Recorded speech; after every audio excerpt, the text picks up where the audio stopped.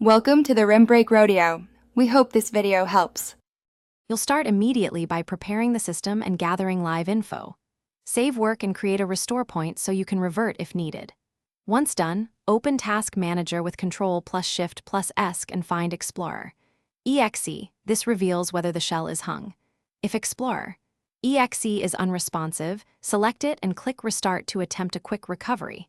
If that fails, make sure you note any error messages and move to the next step for deeper fixes.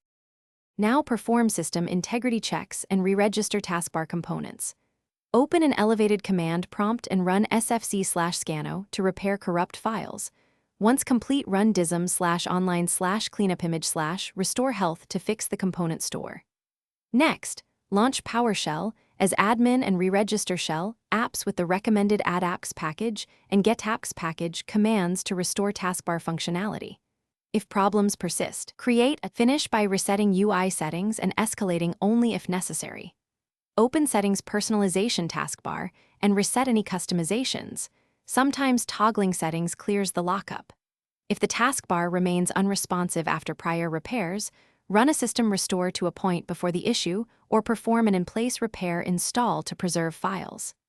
If all else fails, boot into safe mode, uninstall recent apps or drivers, and then reboot normally. Troubleshooting tip: always test with a fresh local admin account to rule out profile corruption.